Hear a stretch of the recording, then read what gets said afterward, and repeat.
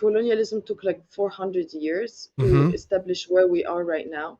So in order to counter effect it, in order to work on what specifically the part of technology, we really need to sit and brainstorm. What do we need? What is decolonization of technology? What is the tool from the beginning?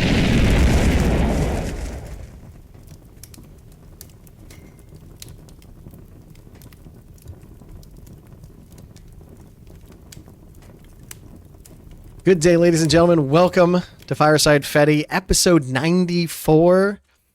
Fireside Fetty is a show about folks around the Fediverse, except this time, Miss Rania Youssef is not quite on the Fediverse, but she is working with someone else on fighting the good fight against big tech, helping you de-Google, decolonialize, which we'll talk about that. I love that word. So as I said... Well, actually, before I begin, because I always forget this, and then I always say I forget it. If you enjoy the show, please make sure to like, subscribe, downvote, interact in any way you can. It spreads it throughout the system on the Fediverse, and it allows the message of the people that I interview to then spread it. Even if you spread it to one other person who then likes it and spreads it, it's greatly appreciated. So with me today, and I'm really excited to have this conversation, is Rania Youssef. Rania is a back-end developer, founder of TribeX, TEDx speaker, decolonial, queer activist, political performer, public speaker, and I'm not sure what these are, but these are in your profile. Station F, and then Senga. So we'll have to find out about that. But Rania, thank you so much for joining me.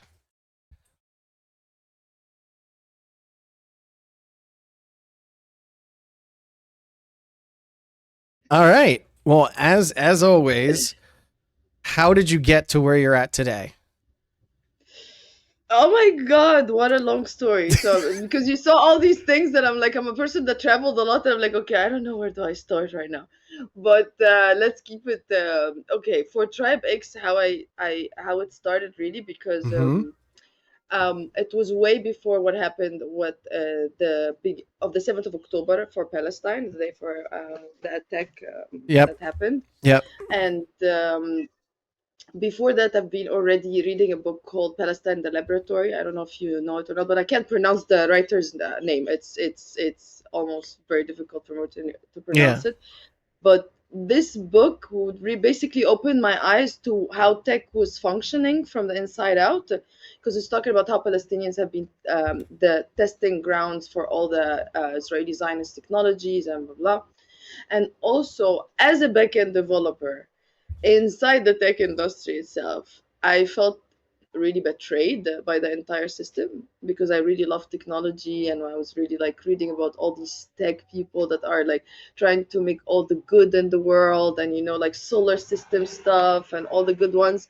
But then when I went in the tech industry and I saw like, okay, this is not made for us whatsoever, not for us, not by us, and it's made for a specific group of people, and I'm not one of them by any means. So the book, are you talking about the Palestine Laboratory? How Israel exports the technology of occupation around the world? Yeah, no, I had not heard about this, and this is Anthony Lowenstein, I think is how you pronounce, but I definitely could be wrong. Good luck. Yeah, I can't. I don't know how to pronounce it at all. So Andrew something. Yeah, that's the best guess for me.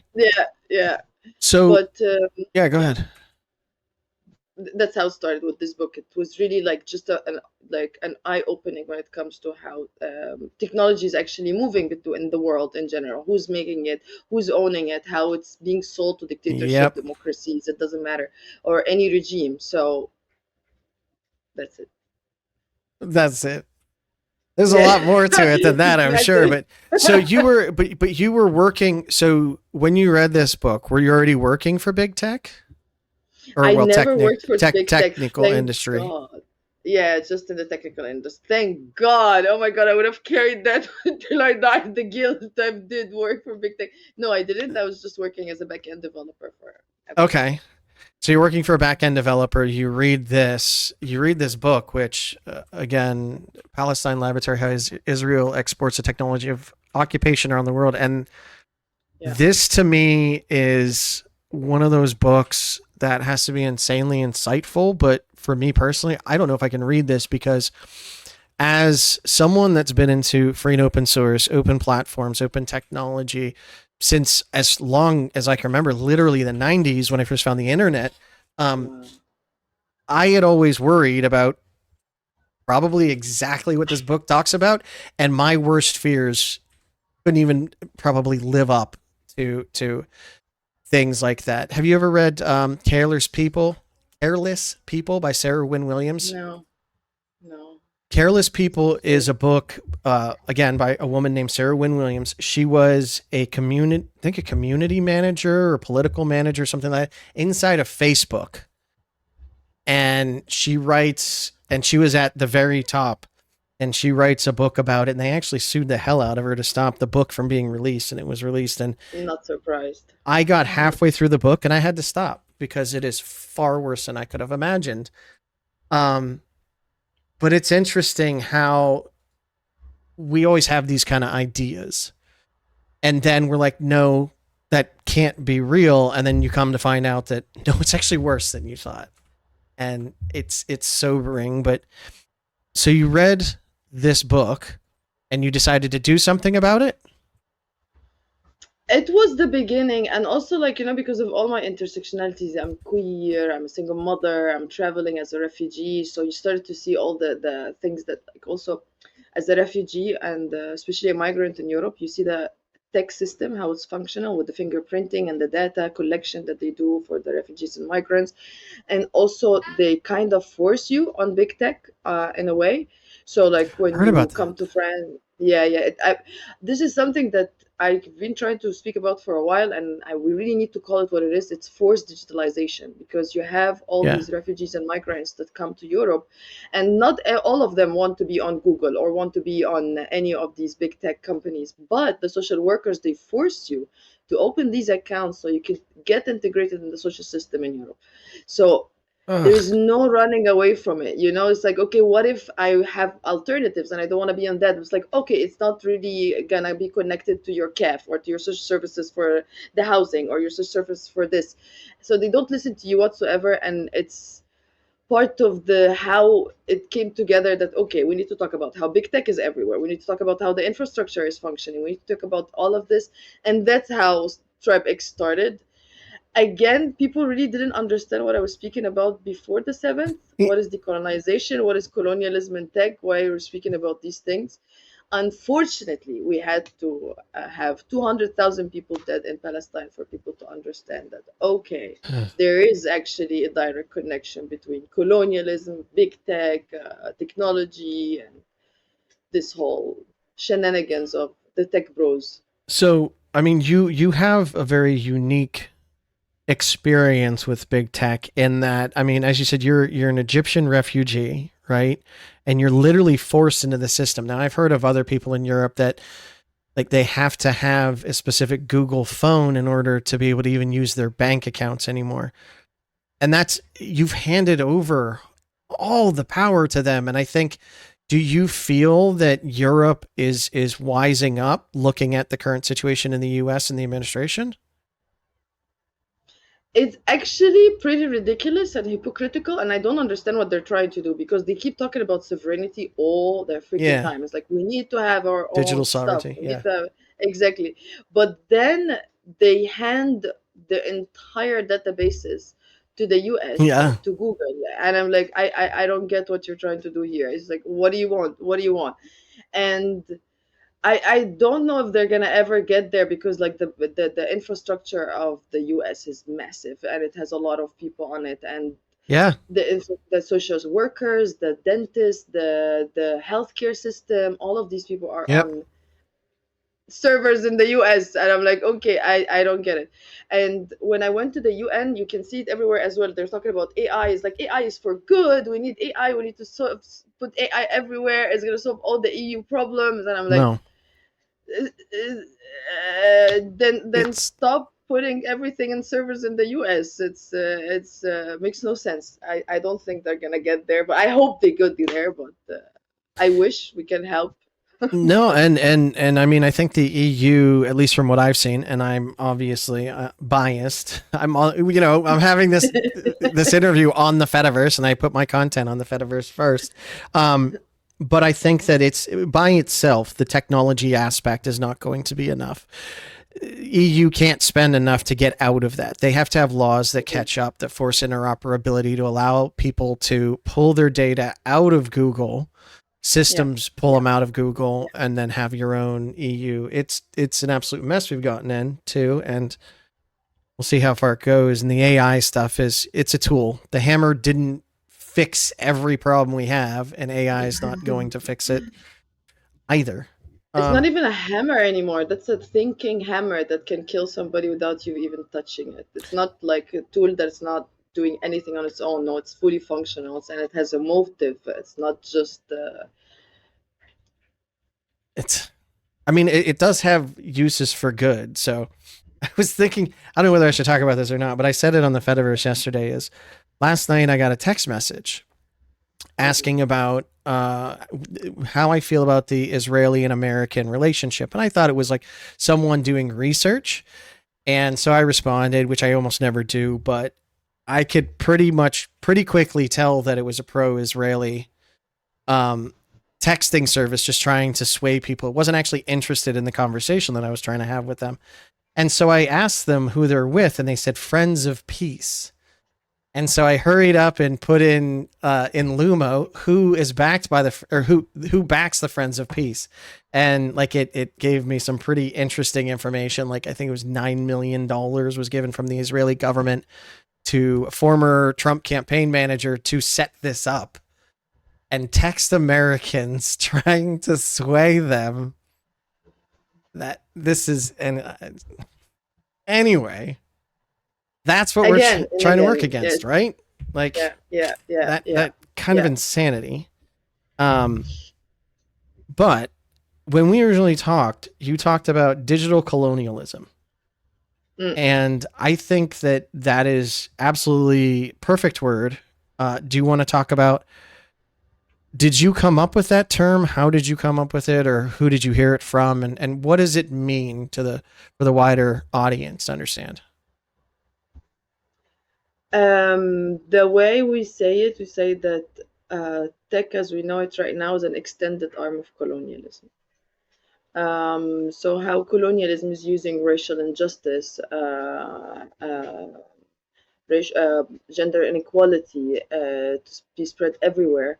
Technology is part of the equation of how colonialism is being spread. It's a continuity of the old colonial white supremacist powers. It's continuity of it.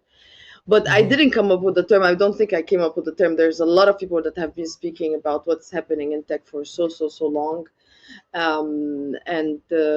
If anything, is just when you put everything together at the intersectionality of queerness, women's rights, homophobia, white supremacy, and all of these things, you can really see how technology is just an extension of what has been as a side effect or the symptoms of the colonial struggles that we are having everywhere in the world right now. And if anything, it's just a tool of it. And I mean, it forces our morals, our beliefs onto anyone else that uses these systems, right? Like if you're going to be on Facebook, yes, you're going to follow those rules, even if those rules are not, valid to you. It's the set of values they are setting up everywhere in the world. They're homogenizing one system, one colonial ideology, one language, one value, one set of values that they agree on. Like even the idea of datification, that there's a lot of researchers that have been speaking about datifications, that right now it reached the extreme level with AI when it comes to labeling and sorting people. Everything is split based on gender, race, or class, for example. All of these identifications, big data was never needed at any point of humanity. Yes, we could maybe know how many chairs we have, but does it really matter if we know how many women, or what's the gender, or what's the these things should not have been put in boxes like that. And also you have systems acting on it. The calendar that's homogenized everywhere. Like where's the Ethiopian calendar anywhere? You can't really put when you're born, So No, and it's built on top of this thing that if you're old enough, you remember the early internet that was completely open and free and anyone can do anything. And now they've generalized it. And what I was actually trying to do was, I don't remember, it was a year ago. I don't remember how long, about it was a discussion on the design of the way that big tech is now portraying like their icons. And you could see that they're all kind of generic characters because they want to represent everyone without representing anyone and being, called out for racism or something like that. And they're just averaging out humanity to the most basic level. Flat apple shape of black and gray, and that's it. That's it. We've Yeah. been stuck in the same designs for so long right now. And I don't know if I have it next to me or not, but I do have a poster that I got from the last conference I was in, and it has like different designs from Chinese phones market, the market of Chinese phones, Yeah. and it's so beautiful. I can't find it around me, but I will send you a picture of it later. Yeah, that'd be But it awesome. shows me that the designs in China are so different. Like one phone is like 100% made out of wood. They have like multi-functions. So one phone is like a function as a razor. You can shave yourself with it. The other one functions as a What? power bank. It's fantastic. It's No. fantastic. Really, really. Yes. And that's There but has been alternatives. that's innovation. That's how we push people forward, not fitting everyone into the same frickin' box. But your fight against digital colonialization, you started Tribex, right? So do you want to talk about Yeah. what is Tribex? It's my baby. But Tribe X is to start a movement, really, to talk about what is decolonization, because decolonization is really big, and decolonization of technology, and like what I tell people, colonialism took like 400 years to Mm-hmm. establish where we are right now. So, in order to counter effect it, in order to work on what specifically the part of technology, we really need to sit and brainstorm. What do we need? What is decolonization of technology? What is a tool from the beginning? Let's talk about how can we make sure this tool does not have a motive, or that other tool has a motive and we should not use it. What's good and bad. So it's to start a movement for people to rethink it, and we have like four objectives. The first objective is we have the conference. Our conference, it talks about the intersectionality of discrimination. So the last conference was about Sudan. The conference before it was about pinkwashing, sex work in the tech industry, Palestine. We have many themes that talk about everything that's happening in tech, the discrimination, the intersectionality of discrimination in the tech industry too. And then the second objective is we create tools, alternatives for big tech, but focusing on the position of people in the global south. So this is something we can speak about more when it comes to the alternatives, how they're not tailored to us in the global south. Is like, doesn't have Urdu, doesn't have Arabic. Mastodon, for example, still has Arabic from left to right. It's not working. It's not working. Yeah. No, and that's I feel like, and I don't think that Mastodon is the solution. I feel like the Fediverse and as a whole is the solution, in that it allows you to do these things however you want and interact in all of these communities that you want. But yeah, there's a long way to go with any of it. Um, so and if I remember correctly, you're who I'm trying to remember who I even talked Wait, to. Yeah. I tell you the last two objectives, because I think this is where Oh we're yeah, going yeah, to yeah. end up, Please go because ahead. this is how we connected with Matt. Matt, that's who it was. um, Yeah, yeah. yes, yes. So the third objective is we help people migrate out of big tech one on one. Like personally, we sit with people and we have meetings with them like on a weekly basis to help them migrate out of big tech. We sit with them and we see like which tools they want to migrate out, which tools they Mm-hmm. can and can't, which one has more friction than the others. And the last objective, which is we build a bridge between the decolonial activists and the tech creators, because these two groups don't like each other. The, one more time. Build a bridge between the decolonial activists and the tech creators. By tech The tech creators, I creators. mean, Okay. Yeah. yeah, people in the tech industry as well, like the Yeah. developers, the founders, the CEOs, the Yeah, I mean, essentially at this point, it is a fight for liberation and freedom from those that just see you as a number that just want to make a line go up. They Yes. they have a vested Mhm. interest in keeping you in these monopolies in order to continue their message of, and keep you under power. So you do like one-on-one chats with people? Yes, we go with Uh, we whoever needs help, they just contact us, and we set up like a migration program for them to get out of their current systems. mhm. And it depends on what works with them, because there's a lot of tools they have a steep learning curve, they need Yes. a lot of time to learn it. So we take time with people, like personal time with people, because it's becoming overwhelming, actually. Even for me as a person who's in tech, it's becoming really overwhelming how Yes. the email is flooded, that you can't find here enough space or there enough space. You don't know who's owning who, and it's hectic. So we help people through that process. Okay. And that's interesting. Do you have any plans on how to like streamline it to allow you to have more? Like I see, the get started, but you also had you have a list of resources, right? On what you recommend and it links directly to Yeah, those. yeah. Say you do start growing, do you have plans on how to scale up in order to help people? Yeah, train the trainers, teach people how to migrate themselves and S- how to migrate others. Okay. Yeah, So that's the plan. Yeah, yeah. So still more a human to human interaction, right? yeah. Don't Even though the application Kinsey we're working on should have a migration tool. That's what we're working on. So inside it should have a migration tool for people to be able to migrate from their email or something with one click. That's the mhm. goal. But we're not out yet. Not out yet. So I Okay. hope Well, and to then and automate the process. yeah, you're working with Matt Tutt, right, from D Yes. Google. Yes. How did you meet Matt? Very good one. How did we meet?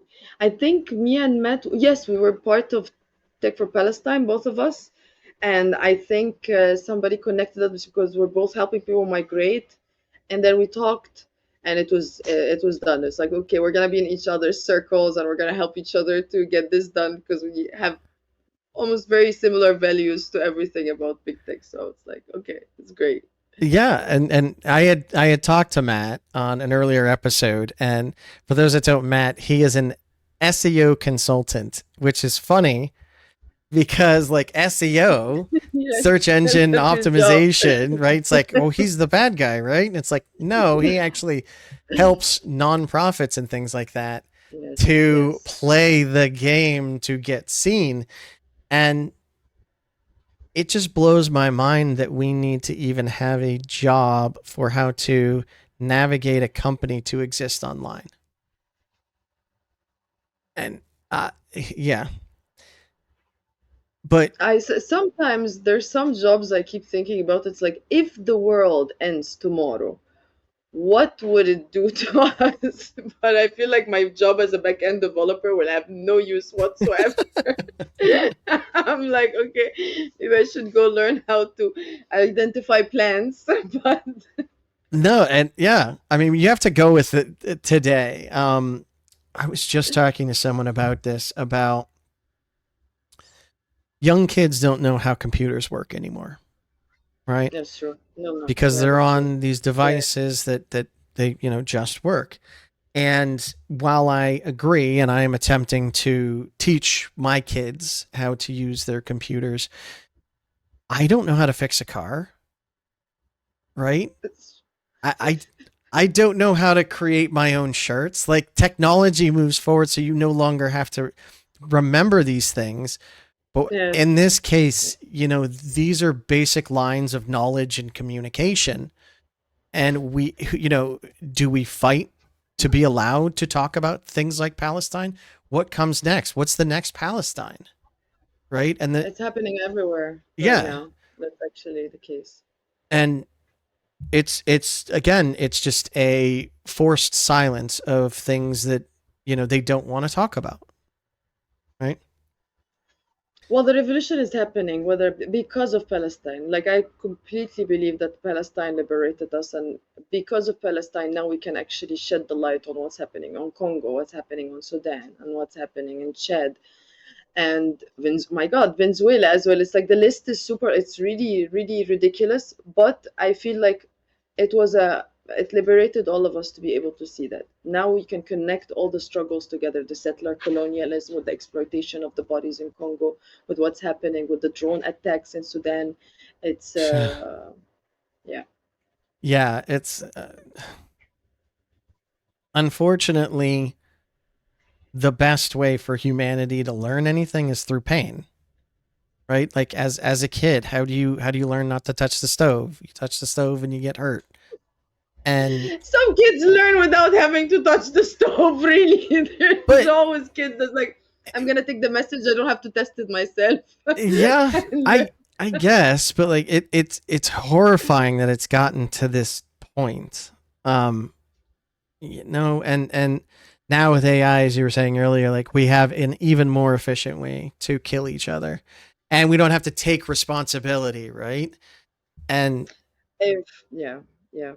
I was in the speaking against the last conference in the UN. It was AI for Good, but it's where I met a lot of people that talk about the kill chain.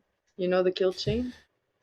so I didn't know the kill chain up until a company that I used to really believe in and that I worked for, Red Hat, released a white paper on how to reduce time of the kill Yeah. chain. And then they retracted Mm. the white paper because I got backlash. I can't imagine why. Why the mystery? What, like, but so yeah, I've heard of it. So do you want to talk about that? So, the supply chain, now it's a kill chain. It's how fast it takes the algorithm to identify a subject and kill it. And this is what happened in Palestine. The algorithm Lavender and Gospel and Where's Daddy, like, I think it's Lavender specifically, that managed to identify more than 30,000 suspects with just a click of a button. And how long it took them.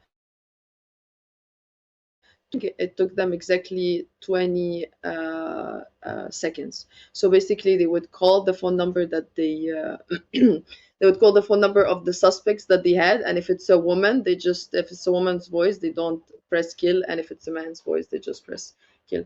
And that's with a press of a button. The decision making for the killing is less than 20 seconds. It's it's crazy that we have to have this conversation. um I know, I know, and I think abandoned again. But oh, did it? Sorry. it did. It's like, now it's It just battery. I'm cut like, out. oh my god. Well, no, and there was a video I had watched before of a CIA director that was talking about metadata that they can collect through phone records, and to which he replied, we've literally killed people because of metadata. Like that's all they need, just to know who you're talking to, not even the conversation. Just yes, they talk to each other, and obviously they're in cahoots. Being the CIA, I imagine they still use the word cahoots, uh, but maybe I'm wrong. I mean, this is so. It's usually my shows are a lot more lighthearted than this, but it's a serious, insane topic, and I'm happy to see. As I told Matt, while we all kind of recognize that there's a problem, we all have this internal feeling that it's just me, right? That Yeah.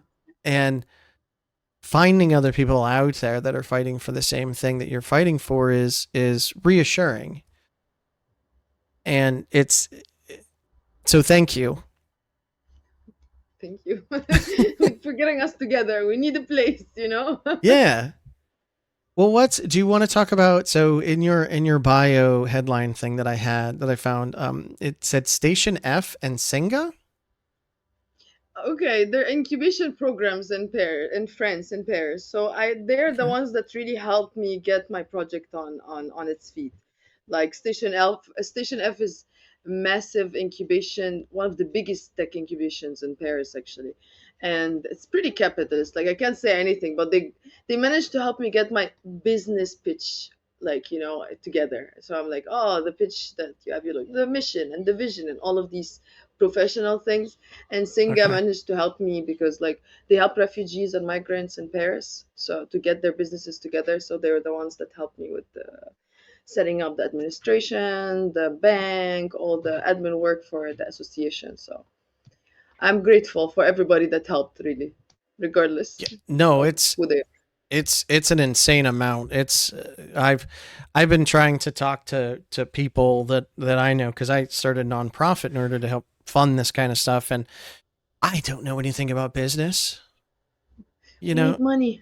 yeah, that's what it comes down to. Thank you, no one. No one actually posted the Michael Hayden "We Kill People Based on Metadata" link, which is I just I don't get it. Uh, but yeah, no. What is like? So I found Station F. What's Senga? Is that another one?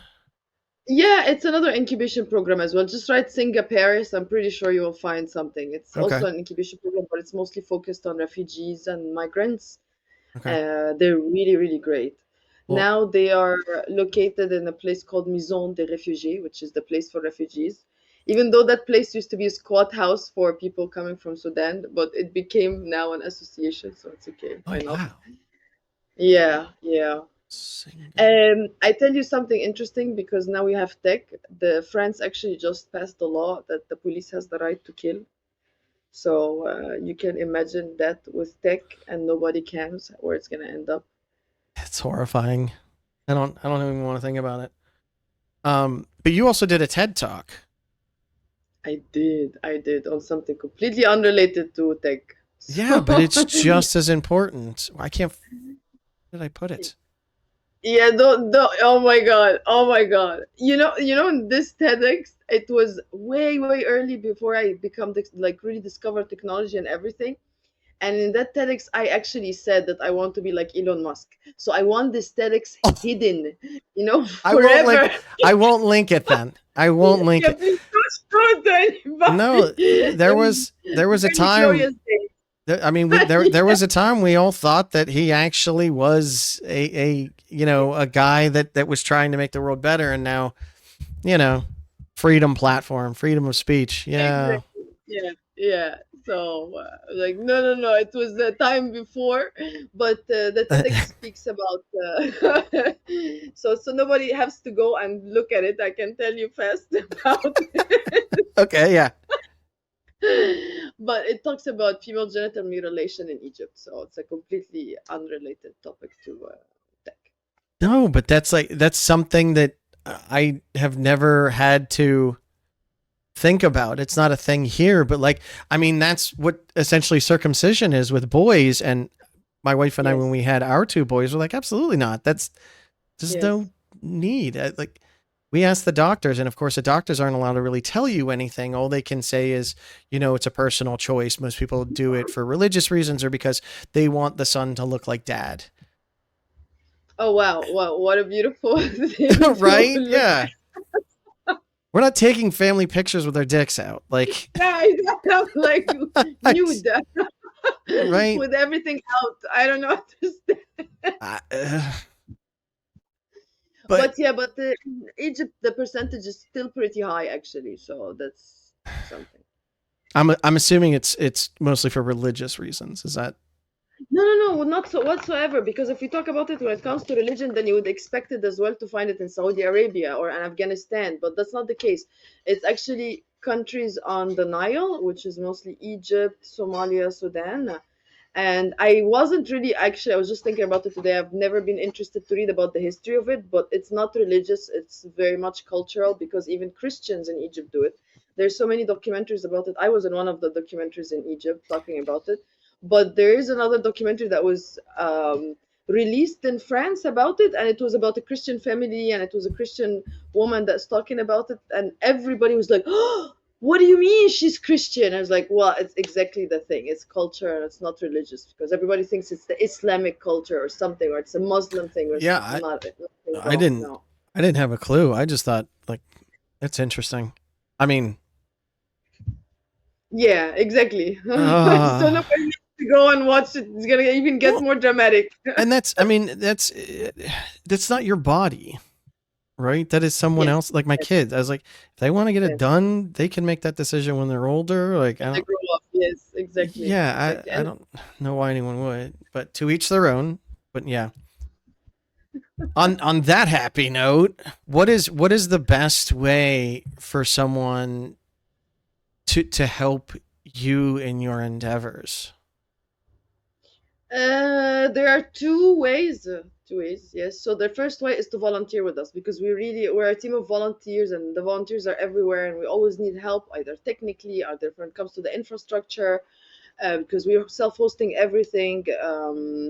So when it comes to that and this volunteering, and the second thing is like, please fund projects that are coming by racialized people, by people of color, because like there's so many, actually the percentage of black women that get funds in the funding process in the world is like 1%. 1%. So imagine all the black women that have like a nursery or like small shops or small businesses to feed people in the area or blah, blah, blah. They don't get anything. So of course, fund us. Of course, we need money like everybody else, but also come and volunteer with us. Do you have Yes. like links on your website? I can't find any place to like donate or offer volunteer, or do they just contact you directly?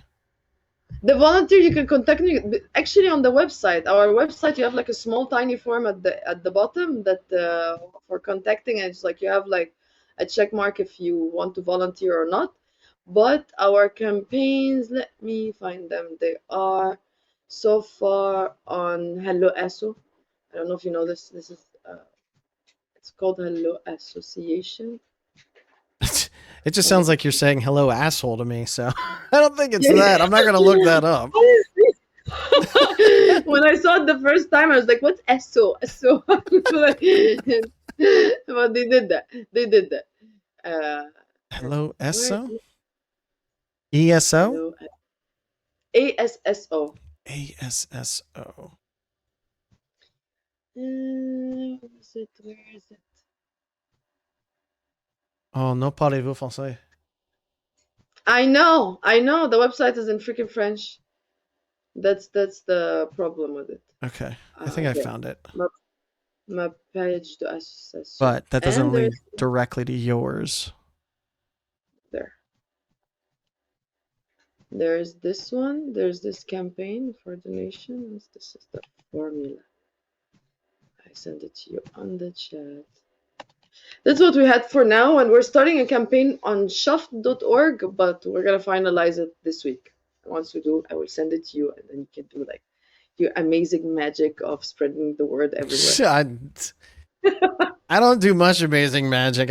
I try. That's the best I got. I don't know how many people will see it, but at least I'm trying. That's at least my end goal. Is there anything else you want to talk about before we move on to the quiz? Ooh, we have a quiz. Okay, Yeah. no. What can I say? Okay, so the one thing I like to tell people, not one thing, but it's a big thing, but we really need to invest in communities, not in technologies. Yep. We need to push the money down in the community, and most of the community work is done by women, queer people, trans people, and the marginalized, black people. Hmm. And we really need to put support on all of this invisible work instead of whatever we're creating right now. It's not going to really matter if we do not take care of the people that are marginalized in the community. And we need to build third spaces. We need to build nurseries outside of the system. We need to get out from the reliance of governments and entities like that and rely on the community. Easy stuff. Easy, super easy. I know. Piece of Liberation is cake. like this. Yeah. No, that's. I'm like, yeah, I agree with all of that. Oh wait, that's so much harder than like it is. But again, at least the way I look at it is there'll be 1,000 people that starts the same thing, but I think all of us can agree. Only one of us succeeds, that's still a win, right? And that to me is the big thing. Like, I don't expect to be the one that eventually, kind of takes off and is able to get these messages out. But at least if someone is influenced by what you do, then it makes a difference, right? You have to keep moving it on. So Let's go to the quiz. all right. Well, now for the real reason I asked Rania here is to give her the opportunity to win a prize of a lifetime. You go by she and her. She, they. They. Okay. Is to give them, then, right? Them. Okay. To give them the opportunity to win a prize of a lifetime. Our prize today. And I practice this word and I'm going to mess it up because it's a big word and I'm a doofus. Even though I made up the prize, our prize today is a decolonialization starter pack. Okay. All right. Are you ready for the quiz, Rania? Let's go. All right. Oh my goodness. And I feel really dumb after the big, long, like, in-depth conversation we just had and like how serious it was. This is not serious at all, so don't take it seriously, please. But let's go. Favorite movie and why is it Spaceballs? And why is it what? Spaceballs. Have you never seen Spaceballs? No, I've never seen Spaceballs. Yeah, it's fine. You don't have to. Spaceballs is my favorite movie. It's a Mel. Do you know Mel Brooks? No. Okay. Don't worry about it. I'm committed. I will crush your soul when it comes to these things. No, if anything, you offer a unique insight into something that I should see. So what is your favorite movie? Favorite movie? I cannot ever say one favorite movie. Like it's too big.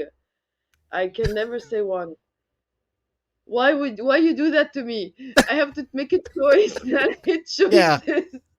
I get that from some people. Like, this is awful. Why are you making me do this? And I'm like, sorry. You're asking me to choose one of my children. Which one is my favorite? I'm like, can't work.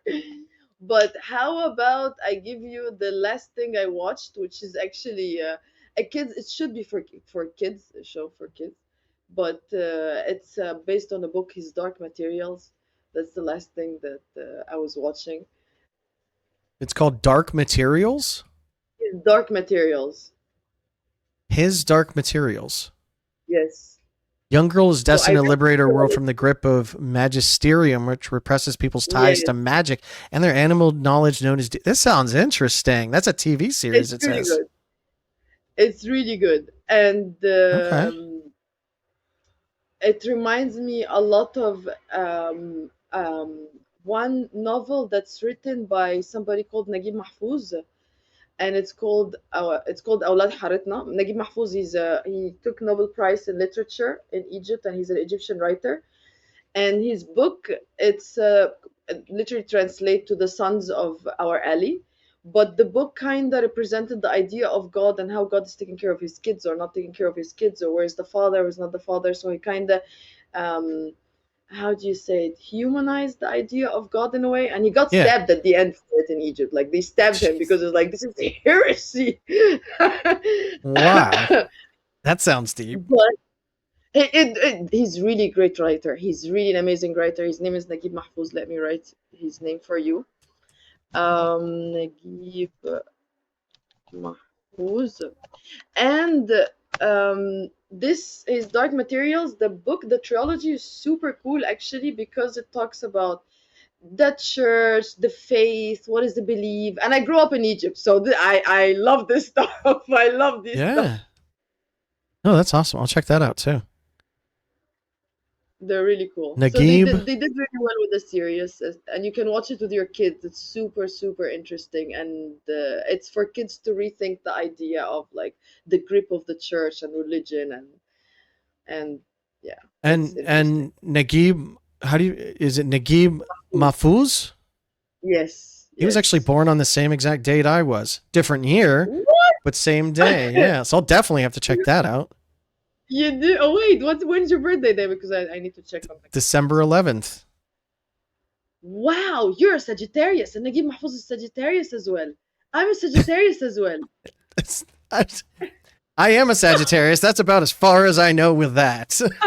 Me too, but it's okay. We're all in the same team. We're all in the Sagittarius team, so it's beautiful. But yeah, Cinerate linked. So it's by Philip Pullman.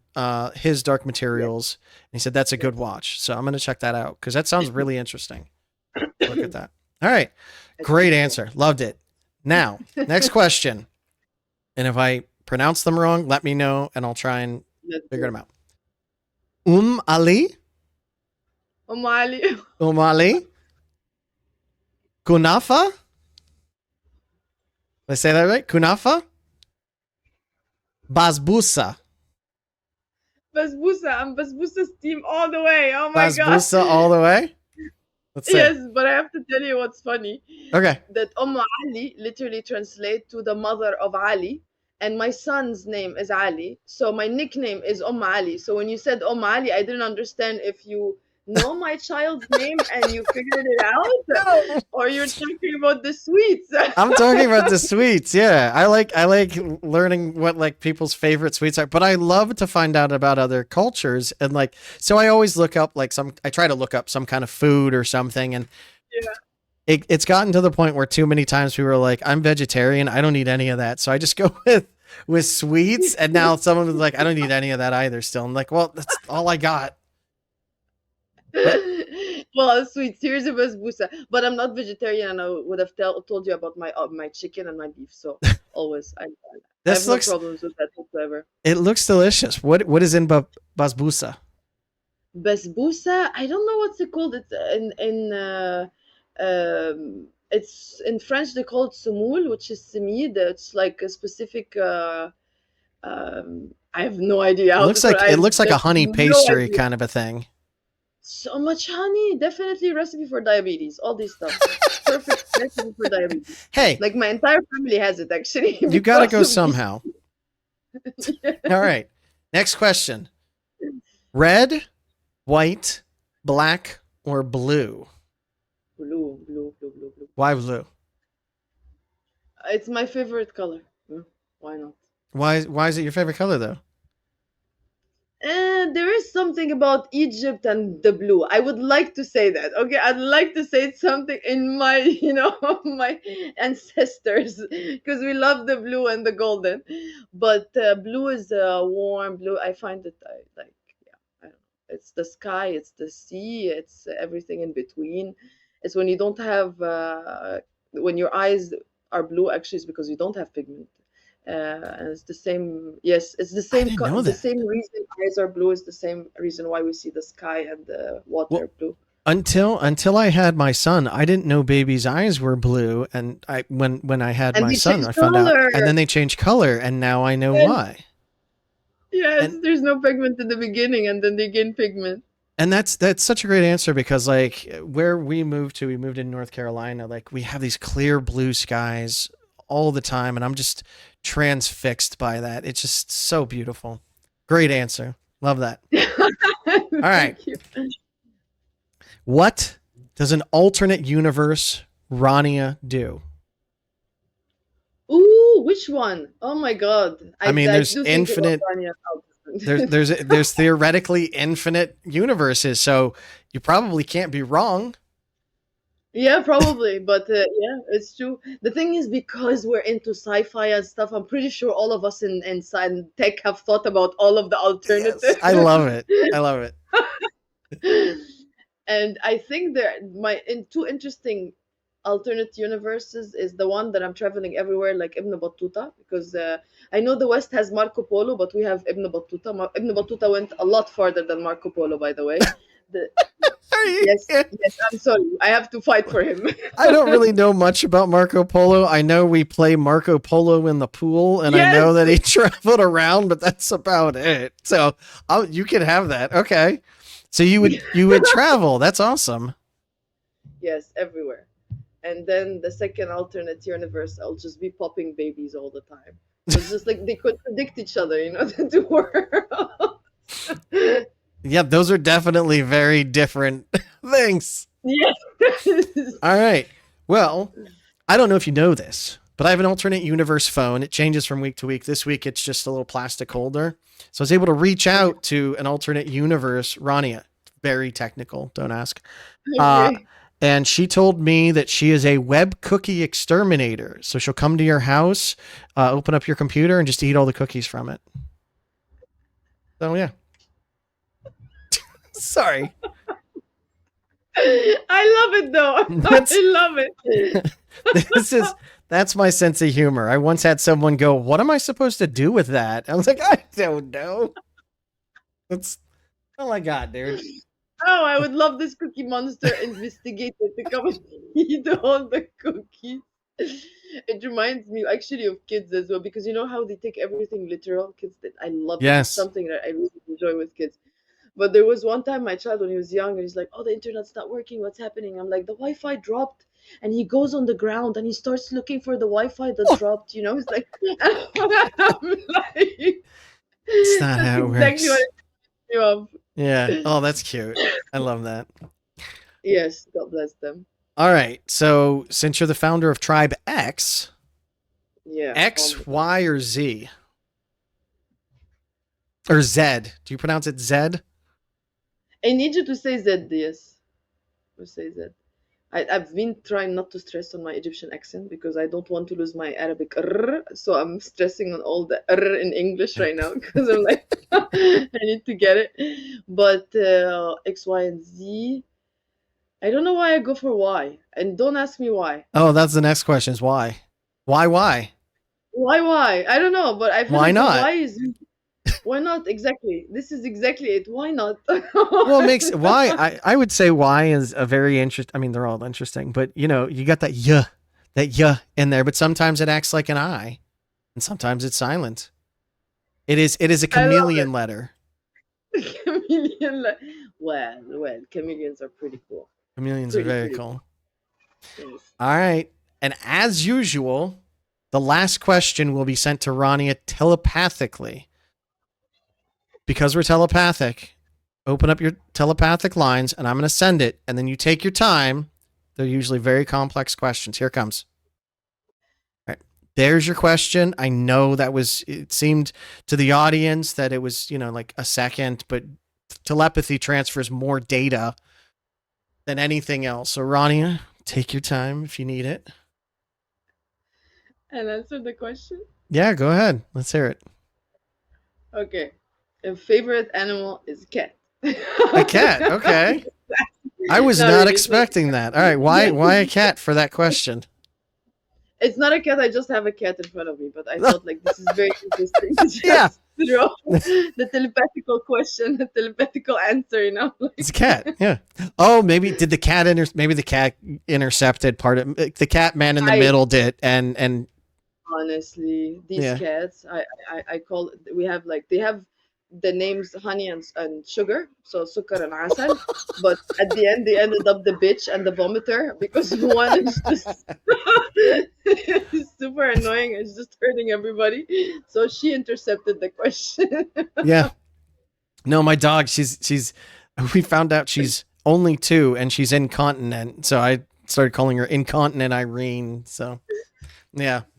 Animals, just like kids, man, Well, Rania, congratulations. You got every answer, either correct or incorrect. Good job. Unfortunately, when we went to get you the decolonialization starter pack, we found all it was this just giant middle finger to big tech. And I think we both have them for big tech right there. So we didn't need to get you that. But Rania, thank you so much for all you do. Thank you so much for your time. This has been incredibly insightful, a lot of fun, and I appreciate what all you do. Thank you. Really, thank you for this, and I'm super happy. It's been really awesome talking to you, and I can't wait for the next conversations we can ever have, really. Hopefully, yeah. Hopefully we can have some more. Well, thank you so much. And to everyone out there in the Fediverse and everyone out there just watching or listening to this, thank you all so much. I appreciate it. If you could, again, like, subscribe, do all that stuff, not for the algorithm, but so that people can find folks like Rania and help make a difference. And we will catch you on the next episode of Fireside Fetty. Thank you so much. Have a good one. Bye. Bye bye.